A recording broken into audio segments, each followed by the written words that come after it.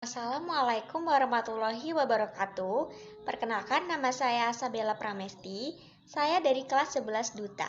Di video ini saya akan menjelaskan tentang struktur dan fungsi sel, perbedaan DNA dan RNA, serta macam-macam asam amino.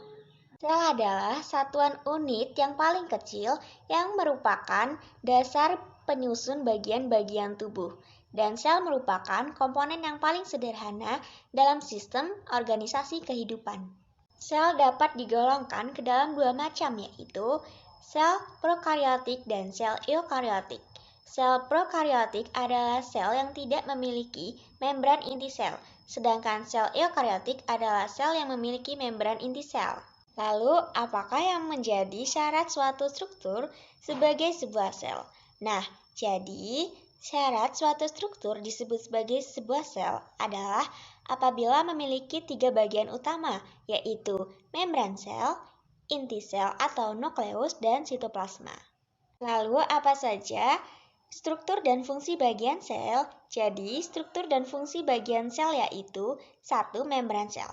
Membran sel sering disebut sebagai membran plasma yang bersifat semi-permeable.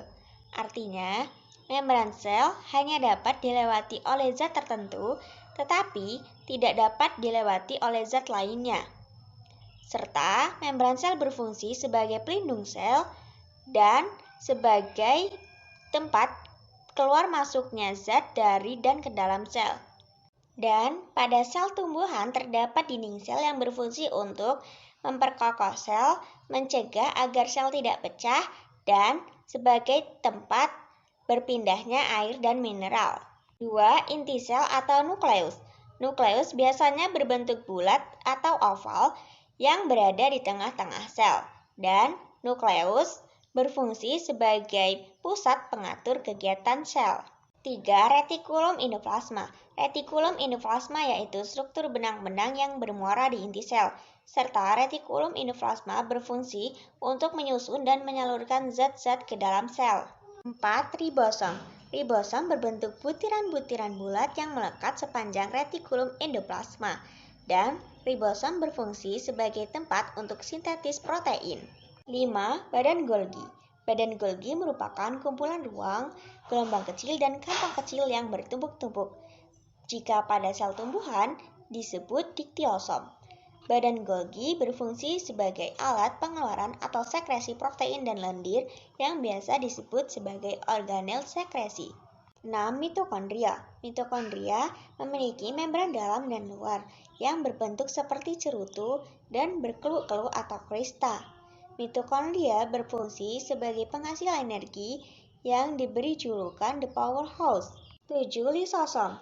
Lisosom merupakan kantong kecil yang bermembran tunggal yang mengandung enzim pencernaan. Lisosom berfungsi untuk mencerna bagian-bagian sel yang rusak atau zat asing yang masuk ke dalam sel. 8. Vakuola. Vakuola adalah ruangan yang terdapat dalam sel.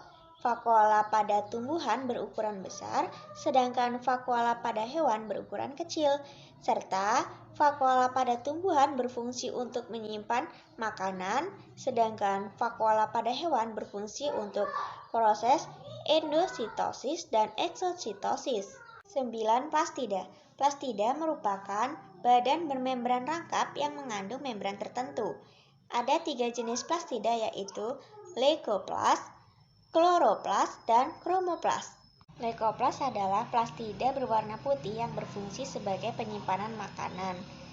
Kloroplast adalah plastida yang memiliki pigmen berwarna hijau.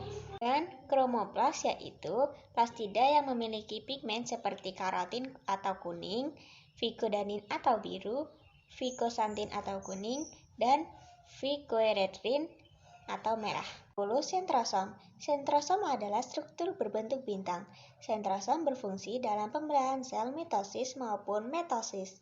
Selanjutnya, saya akan menjelaskan tentang perbedaan sel bakteri dan sel tumbuhan. 1. Sel bakteri memiliki ukuran yang sangat kecil, sedangkan sel tumbuhan memiliki ukuran yang lebih besar. 2. Sel bakteri memiliki dinding sel dari lipoprotein atau peptidoglykan, sedangkan sel tumbuhan memiliki dinding sel dari selulosa. 3. Sel bakteri tidak memiliki plastida, sedangkan sel tumbuhan memiliki plastida. 4. Sel bakteri tidak memiliki vakuola, sedangkan sel tumbuhan memiliki vakuola. 5. Sel bakteri tidak memiliki inti sel atau nukleus, sedangkan sel tumbuhan memiliki inti sel atau nukleus. 6.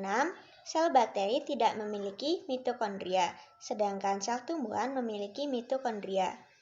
Lalu selanjutnya saya akan memperlihatkan tabel perbedaan DNA dan RNA, yaitu sebagai berikut. Selanjutnya saya akan menjelaskan tentang asam amino. Asam amino terbagi menjadi dua, yaitu asam amino esensial dan asam amino non-esensial. Asam amino esensial yaitu asam amino yang tidak dapat disintetis oleh tubuh, sehingga dapat kita peroleh dari makanan yang kita konsumsi. Sedangkan asam amino non-esensial yaitu asam amino yang dapat disintetis oleh tubuh. Dan asam amino esensial yaitu terdiri dari 9 macam, sedangkan asam amino non-esensial yaitu terdiri dari 11 macam.